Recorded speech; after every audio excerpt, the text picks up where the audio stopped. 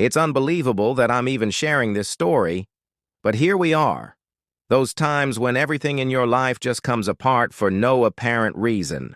Like the world deciding to destroy everything you've worked so hard to achieve. That's what happened to me. My name is Mackenzie. When my husband, Mark, the man I built my life with, and the father of my 2 children, appeared on my phone, I smiled as I picked it up, expecting him to say something sweet about dinner plans or how the kids were driving him crazy. I'm 32 years old, and I lost everything because my kid fell off a stupid playground set. I remember exactly where I was when it all blew up, sitting at my desk at the insurance office, scrolling through TikTok in between calls. Mackenzie's, hollow. Before I tell you what happened next, he said, we need to talk. If you enjoy real-life stories with drama, heartbreak, and unexpected turns, be sure to subscribe to We Post, which publishes daily emotional roller coasters that make you reevaluate everything. Don't forget to hit the bell icon so you never miss a new story. Now back to my complete nightmare. Mark informed me that he was in the hospital. Following a serious mishap at the playground, our son Tyler was unharmed save for a broken wrist. However, after the physicians performed a normal blood test, everything fell apart. Mackenzie, he said, this time with a coldness I had never heard before, they said Tyler's blood type is AB. I swallowed hard. All right, Yura, that's not possible, and I'm O negative. The Mackenzie. My mouth got dry and my body went numb. I tried to think of anything that might make sense, but nothing came to mind. Mark was not Tyler's biological father, and I was fully aware of that. He was also not the father of our daughter, Emma. Mark didn't scream or yell. Instead, he simply hung up. When I called him back, he didn't answer, and I hurried to the hospital, my hands shaking so much that I could hardly drive. When I arrived, I saw him sitting in his truck with his head resting on the steering wheel. He looked up when I approached him, and his eyes were red-rimmed and his face was pale. Mark simply shook his head as I begged him to stop the tears that were already flowing down my cheeks. How long, Mackenzie? How long have you known me?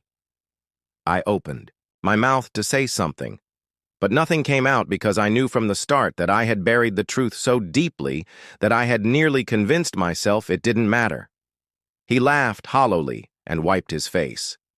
You are their father and the one who has supported them, so I was really proud of you for being their father and a nice husband, but the entire time it was a lie.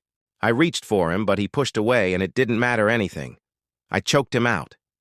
He shook his head and gripped the steering wheel so tightly that his knuckles turned white, but DNA doesn't negate the fact that his eyes sparked with something I couldn't identify. What, Mackenzie? He let out a long, shaky breath and said, I can't do this. He put the truck in reverse and moved slowly and deliberately, as if he were trying to keep himself together. I'm just supposed to act like the last 12 years of my life weren't based on a lie. I had no answer. He looked at me and said, Please don't do this. Don't leave. We can fix this. We can work through this. Something so raw filled his gaze that it hurt my chest. I recently spent 12 years raising Mackenzie, someone else's children, and the worst part is that I would have done it forever if you had just told me the truth. At first, I told myself that he simply needed time and would return home once he calmed down. But days turned into weeks, weeks turned into months, and all of a sudden, I was signing divorce papers. The kids didn't understand at first where Daddy was.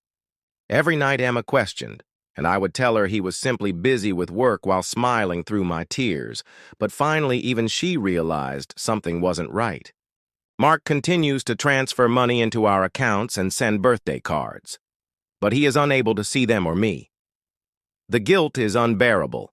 I stare at old pictures of us Christmas mornings, birthdays, vacations, moments that were real moments when he thought his life was perfect, and I stole that from him.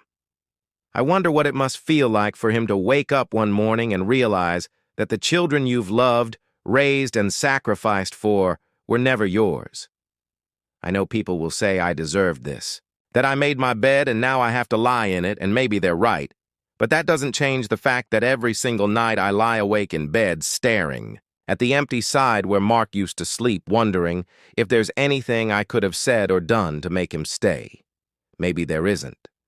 Maybe some mistakes are unforgivable, and now every time I hear Tyler laugh or see Emma smile, all I can think about is the man who walked away and the fact that I have no one to blame but myself. If you made it this far, don't forget to subscribe for more real-life stories, because sometimes the truth is stranger and more painful than fiction.